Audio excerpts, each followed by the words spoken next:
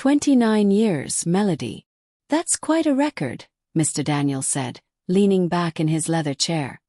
His tone almost casual. Melody Carter smiled faintly, though her hands trembled slightly in her lap. 29 years and 362 days, she replied, her voice steady. On his desk sat a manila folder, neatly placed, silent and dangerous. She'd never been called to the director's office on a Friday afternoon before. Something felt off. Her heart pounded as Daniel adjusted his tie, avoiding her eyes. The air between them was thick with unspoken truth. "I'm afraid the company is making some tough decisions," he said finally, sliding the folder toward her. "Due to budget constraints, we're letting you go. Effective immediately." Melody blinked, stunned. "Budget constraints," she repeated softly. "Daniel, Grantwell just reported record profits last quarter." He didn't answer. Instead, he gestured toward the folder. "That's your severance package.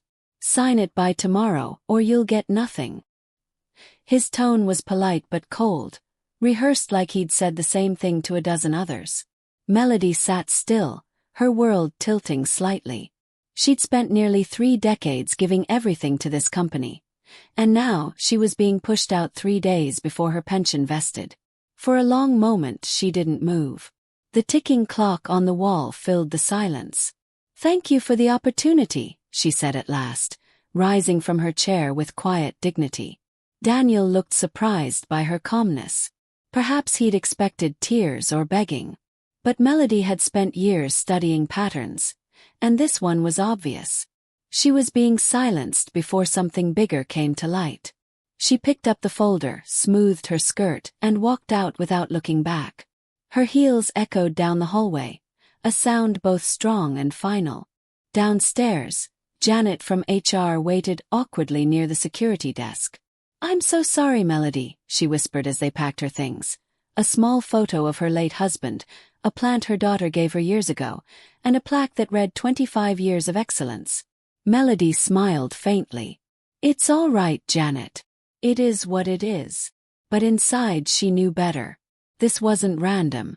It was calculated. She'd seen too much, and she had the files to prove it. As the guard escorted her out, he mumbled, "Have a good weekend, Mrs. Carter." She nodded politely, stepping into the gray afternoon. "I believe I will," she said quietly, her mind already turning toward what she needed to do next. The rain tapped softly against her windshield as she drove home through the streets of St. Paul. Every corner of the city held a memory. The church where she'd married her husband, the school her daughter once attended, the park they used to visit on Sundays. Now it all felt distant. 29 years of loyalty reduced to a manila folder. She parked in her driveway and sat still, hands gripping the steering wheel. For the first time, anger began to stir beneath her calm. She had worked late nights, missed birthdays, and sacrificed family time to keep that company honest. And this was her reward: betrayal wrapped in polite paperwork. When Melody finally stepped inside her quiet home, she felt the silence wrap around her like a heavy coat. She hung her keys by the door and made herself a cup of tea. Her movements slow, deliberate. On the kitchen table lay the unopened folder, a symbol of everything she'd lost and everything she still knew. She stared at it for a long moment before finally unfastening the clasp. Inside were legal papers, numbers, and words designed to intimidate. 3 months' salary, she murmured aloud, reading. "And I have to give up all future claims." Her lips tightened. Not a chance. Melody rose from the table and walked to her small home office. The scent of old paper and furniture polish filled the air. On the top shelf sat a fireproof lockbox she'd bought years ago. She pulled it down and set it on the desk. Inside were documents, copies of reports, emails, and memos she had quietly saved for 4 long years. They showed everything the company wanted hidden: false data, backdated certificates, and questionable signatures. "You thought I wouldn't notice," she whispered under her breath, tracing her finger across a printed email header. "But I notice everything." She reached for her phone and scrolled through her contacts until she found a familiar name: George Sanders. He had once been the company's chief financial officer before joining the Securities and Exchange Commission. They hadn't spoken in years, but he had always respected her integrity. For a moment, her thumb hovered over the screen. Then she pressed call. "Melody," came his calm, warm voice. "It's been a while." "It has," she replied softly. "But I think it's time we talk about Grant well." Silence followed for a heartbeat. Then George sighed. "Tell me everything." They talked for nearly 2 hours that night. Melody explained everything. The falsified reports, the timing of her termination, the pension that was days from vesting. George listened carefully, occasionally asking questions. "This isn't just unfair, Melody," he said firmly. "This is a violation of securities law. You're not dealing with office politics. You're dealing with fraud." His words filled her with both fear and relief. "What do I do?" she asked quietly. "Meet me on Monday morning," he replied. "Bring every document you have. And don't sign anything." "Don't worry," Melody said, her voice steady. "I wasn't planning to." By the time she hung up, the rain had stopped, and the house was still. Melody gathered her files, placing them neatly back in the lockbox. She knew the coming days would test her strength like never before. But as she switched off the lights and walked toward her bedroom, a faint smile touched her lips. For the first time in years she felt clear, not afraid, not defeated, but ready. Whatever the company thought they could bury, she was about to uncover it all. She whispered softly into the dark, "You took my job. But now I'm taking my justice." The next morning, Melody woke before sunrise. She stood by her window watching the pale light spill across her quiet street. Birds sang faintly in the distance, but her thoughts were already racing. She brewed a pot of coffee, then spread the documents across her dining table like pieces of a puzzle. Each page told a story of deceit, approvals signed before meetings happened, invoices adjusted after shipments, and quarterly reports altered to please investors. "How long have they been lying?" she whispered to herself, flipping through the files. Every detail she saw only strengthened her resolve. By noon, her phone had started ringing again. Janet's number flashed first. Melody ignored it. Then Daniel called. She ignored that too. When the company's legal office number appeared on her screen, she let it go to voicemail. Later, she listened to their message, a woman's firm voice saying, "Miss Carter, it's urgent that you sign your severance papers today. Failure to do so will result in forfeiture of all benefits." Melody smirked slightly. "Desperate already," she said to herself, deleting the message. She had no intention of signing anything. The trap was too obvious. That evening, as the sun set, her doorbell rang. Melody froze, glancing through the peephole. There, standing on her porch in a sleek dark suit, was Daniel. His face was tense, his eyes scanning the quiet street. "Melody, I know you're in there," he called out. "This doesn't have to get complicated. Just sign the papers and we'll move on." She stayed silent, her heart beating evenly. He sighed, slipped an envelope into her mailbox, and walked away. Only when his car disappeared down the street did she step outside to retrieve it. The words, "Final Opportunity," were scrawled in bold ink across the front. She placed the envelope on her kitchen counter without opening it. "They're scared," she murmured. "Good." Later that night, she sat by her window, watching raindrops glisten under the streetlight. Her phone buzzed again, this time a familiar voice on the other end. "Mom." It was her daughter, Clara, calling from Denver. "You sound different. What's going on?" Melody hesitated, then exhaled slowly. "They fired me," she said simply. "What? You're just days away from your pension." "They can't do that." "They can," Melody replied calmly. "But I'm handling it. Do you need me to come home?" "No, sweetheart. I've got this," she said, though her throat tightened slightly. "I promise." After they hung up, Melody sat quietly for a long while. The house felt colder, but her mind was burning with purpose. She opened her laptop and began typing a detailed summary of everything she'd found, labeling files, cross-referencing dates, and preparing copies. "If they think I'll disappear quietly," she said under her breath, "they don't know me at all." Outside, thunder rolled in the distance, soft and low. It sounded almost like a warning or maybe a beginning. When she finally went to bed, she slept deeply for the first time in days. Monday morning arrived with a chill breeze and bright sunlight slicing through the curtains. Melody dressed in her navy blue suit, the one she used to wear for major presentations. She brushed her short hair neatly and looked at herself in the mirror. "You've faced worse," she told her reflection.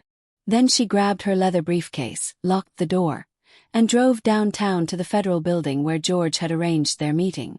The moment she stepped inside, she felt the weight of her decision, and the power of doing the right thing. George was waiting in the lobby, looking older but still sharp. "Melody," he greeted, shaking her hand firmly. "You look ready." "I am," she replied. "More than ever." He guided her to a conference room where two other officials sat: Angela Brooks, a senior attorney, and James West, a forensic accountant. They greeted her with polite smiles. "Mrs. Carter," Angela began, "once you share this information, the investigation officially begins. There's no turning back." Melody nodded firmly. "I understand completely." Her voice carried quiet strength. She was done being afraid.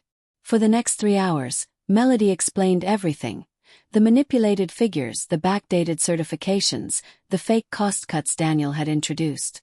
James flipped through the documents, frowning. "These numbers aren't just off," he said. "They're intentionally doctored. At least 18% overstatement across 2 fiscal years." Angela looked up.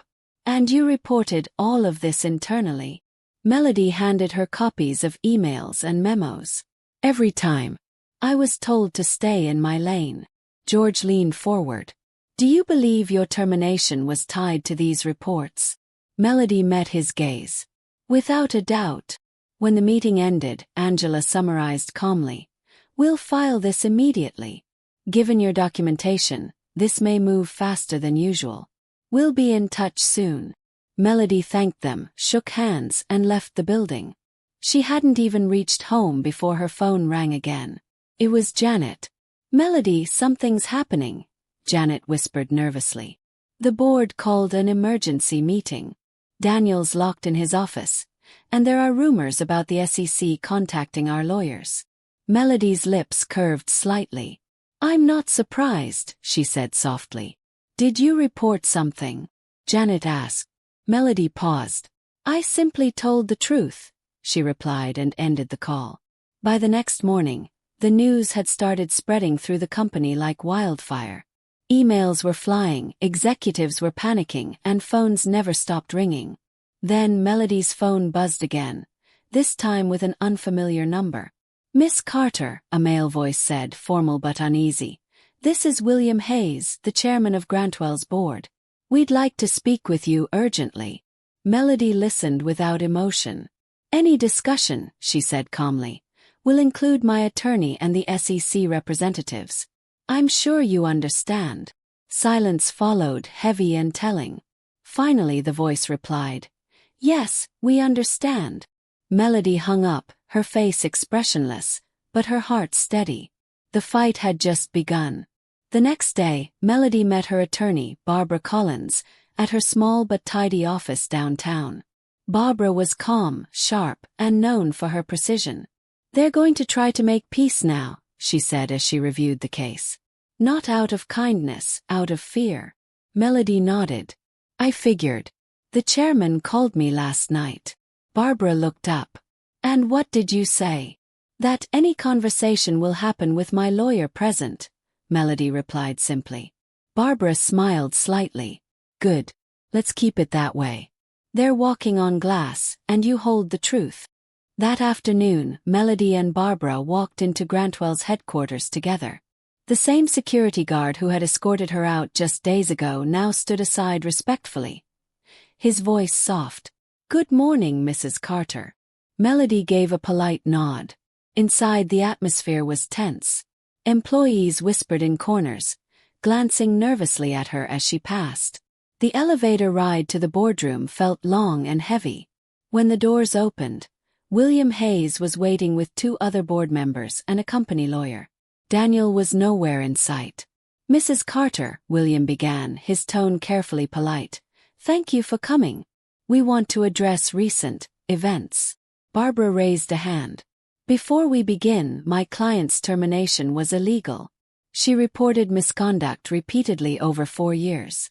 Instead of addressing it, the company silenced her 3 days before her pension vested." The room went silent. William shifted uncomfortably. "We're aware of that now," he said. "Your termination has been rescinded, and your pension is fully restored." Melody stayed silent, watching their faces. They were trying to clean a fire with smoke. William continued nervously. "We'd also like to offer you a consulting position after your retirement. Your experience is invaluable." Barbara leaned forward, her voice firm. "We won't discuss future roles until you've addressed how this fraud was buried for years." The board members exchanged uneasy glances. One finally spoke. "We were misled. We trusted the wrong people." Melody looked at them one by one. "I filed 47 reports, sent 16 memos, and requested 9 meetings," she said quietly. "You didn't trust the wrong people. You ignored the right one." The silence that followed was heavy as stone. When the meeting ended, Melody and Barbara stepped out into the hallway. Barbara exhaled slowly. "You handled that beautifully," she said. Melody gave a small smile. "I just told the truth." As they walked toward the exit, employees looked up from their desks. Some nodded respectfully, others avoided eye contact. Outside, the spring air felt cool and freeing. "What happens next?" Melody asked. "Now," Barbara said, "they scramble to protect themselves while the SEC digs deeper. But don't forget, they're terrified of you." Melody shook her head softly. "No, they're terrified of the truth." By Wednesday morning, the story had broken publicly. Local business papers screamed headlines about the SEC investigation into Grantwell Manufacturing. News anchors debated corporate greed and pension betrayal. Within hours, the company's stock plunged nearly 30%. By evening, Melody received a letter. Her termination was officially withdrawn, her benefits reinstated, and she was placed on administrative leave with full pay. "A little too late," she murmured, folding the letter neatly. The power she had lost on Friday had come roaring back, not through revenge but through integrity. 2 days later, George called. "Melody, it's worse than we thought," he said gravely. "The fraud goes back 5 years, long before Daniel arrived. He didn't start it. He just expanded it." Melody closed her eyes briefly. "So it was deeper all along." "Much deeper," George replied. Several board members signed off on fake transactions. They knew. She took a deep breath. "Then we'll let the evidence speak for itself." Her voice was calm but firm. Truth had a way of surfacing, and she was done protecting people who didn't deserve it. That weekend, Daniel appeared on television, trying to twist the narrative. He claimed Melody had performance issues and was bitter about losing influence. Watching from her living room, Melody shook her head slowly. "He still doesn't understand," she said softly.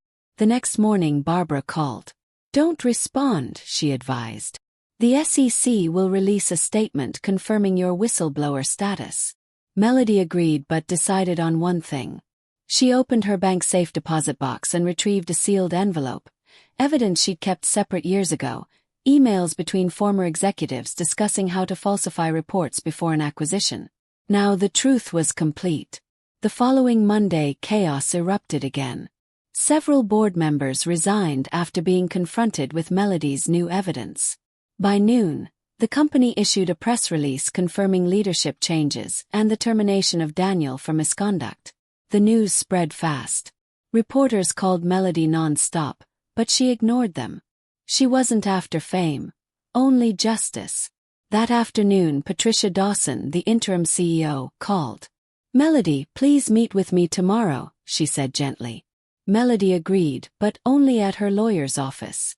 I won't step back into that building again, she said. Patricia understood. The next morning Patricia arrived, looking exhausted but sincere. She placed a folder on the table. This rescinds your termination, reinstates your pension, and offers lifetime health care. It's the least we can do. Melody nodded but didn't open it. And Daniel? She asked quietly. Facing criminal charges, Patricia replied. Along with 3 former board members. Melody sat back, silent for a moment. Justice had come, not in noise but in quiet truth. Months later, she watched the sunset over her lakefront home with Clara beside her. Do you regret staying all those years? Clara asked softly. Melody smiled faintly. No, sweetheart. I don't regret doing what was right, even when it cost me everything. And as the evening light glimmered across the water, Melody Carter finally felt peace, not from victory, but from integrity fulfilled.